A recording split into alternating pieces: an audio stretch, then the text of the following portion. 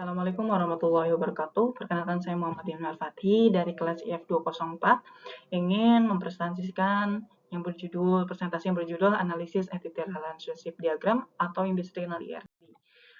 Nah, IRD yang kali ini kita bahas, kita lihat dulu nih gambar umumnya. Ini IRD dari proses penyuplaian hingga ke customer dari perusahaan mebel. Nah, kita lihat juga, kita bedah satu-satu dari IRD tersebut, ada yang namanya entity. Entity itu apa? Entity adalah sebuah objek yang akan dimasukkan ke sebuah database. Nah, ada berapa entity di dalam IRD tersebut? Kita ada 6. Yang pertama adalah supplier. Supplier itu adalah penyedia bahan baku. Yang kedua adalah shipment. Shipment adalah proses pengiriman atau penerimaan barang. Yang ketiga ada item. Item itu adalah bahan bakunya sendiri. Yang keempat baru ada namanya produk. Produk yang dihasilkan dari item atau bahan baku, yaitu produk yang dibuat oleh perusahaan sendiri. Kelima adalah customer. Customer sendiri adalah pihak yang memesan sebuah produknya tersebut. Nah, keenam itu adalah order, ada transaksi pemesanan, penjualan yang dilakukan customer untuk membeli sebuah produk. Kita ada yang namanya kardinalitas atau cardinality. Kardinalitas itu adalah sebuah jumlah antara data yang boleh berkesinambungan atau berhubungan antara entity yang satu ke entity lainnya. Kita di sini ada 4 simbol. Yang pertama itu adalah mandatory one. Mandatory one itu adalah berarti jumlahnya hanya satu yang boleh berhubungan dengan entity lainnya. Yang kedua ada mandatory many, yaitu adalah satu atau banyak. Dengan saya di bawah ini, misalkan satu atau n itu adalah simbol yang saya buat sendiri supaya memudahkan nanti kita memahami proses dari IRD tersebut. Yang ketiga ada nama option one. Option one itu adalah tidak ada data atau atau jumlahnya itu adalah kalau misalnya option one ini itu boleh tidak ada datanya atau jumlahnya satu. Nah, kalau option many itulah tidak ada atau lebih dari satu data yang berhubungan antara entity lainnya. Selanjutnya itu adalah relationship pada IRD-nya sendiri. Itu adalah relasi atau hubungan antara entity-entity tersebut. Yang pertama, kita lihat gambar umum dari IRD-nya tersebut. Yang pertama kita ada namanya supplier ke shipment. Supplier itu mengirimkan barang melalui namanya shipment. Nah, kalau kita lihat kardinalitasnya sendiri, supplier itu dia bisa aja tidak ada pengiriman atau bisa lebih dari satu pengiriman. Nah, supplier sendiri itu dia adalah penyuplai utama dari yang namanya item. Nah, supplier itu bisa memenuhi atau menyuplai lebih dari satu barang atau bahkan dia tidak menyuplai suatu barang karena tidak ada. Nah, kalau kita lihat dari sini, kalau kita lihat ke kiri, itu supplier, shipment, item, baru produk itu apa? Berarti supplier itu mengirimkan suatu apa? Suatu atau include-nya di dalam shipment itu adalah item. Suatu item ke produk.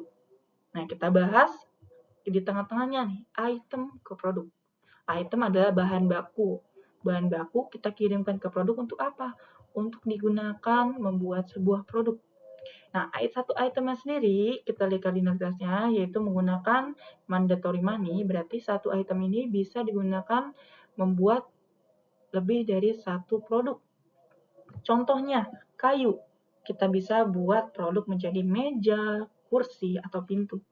Nah, kalau kita lihat sendiri produknya sendiri, kalau kita katasin dia menggunakan mandatory many juga, berarti satu produk itu bisa dibuat lebih dari satu bahan baku. Contohnya apa? Contohnya jendela. Jendela kan bisa dibuatnya dari kayu buat lapisan luarnya dan membuatnya dari kaca juga. Nah, baru nih kalau udah jadi sebuah produk, ada yang request melalui order. Order itu dapatnya dari mana? Dari customer. Nah, order sendiri itu bisa lebih dari satu produk. Nah, bahkan kalau misalnya kita produk ke kanan, itu kadang-kadang produk juga ada yang mesen, ada juga yang mesennya lebih dari satu. Itu tergantung kan pemenuhan dari customer sendiri.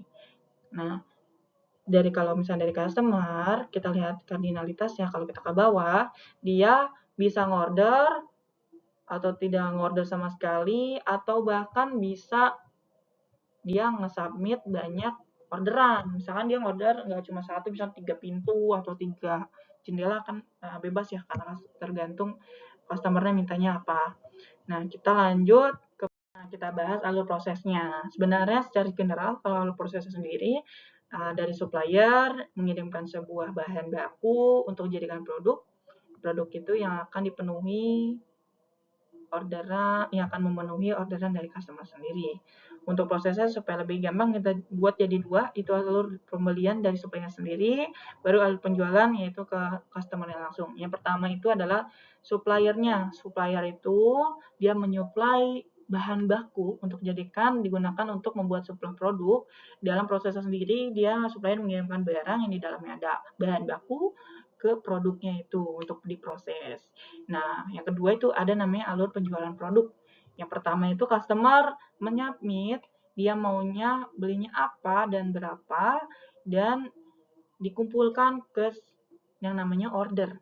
Nah, order sendiri baru request nih ke produknya. Dia request produknya apa aja sesuai dari submitannya customer sendiri. Baru kalau kita lihat dari alur customer itu menyubmit beberapa barang yang akan dia order, baru nih ordernya itu nge-request ke produk ngecek juga nih ke item yang disuplai oleh supplier ada atau enggaknya. Kalau misalnya udah ada, dicek nih bahan baku apa aja yang akan dipinta. Misalkan dari supplier, misalkan customer mau bikin kaca kan terbuatnya dari pinggiran dari kayu sama kacanya sendiri, itu baru nih ke cek di produk baru tadi seperti saya bilang dia butuh bahan bakunya kaca sama kayu, baru dicek ke suppliernya, itu supplier ada atau enggak.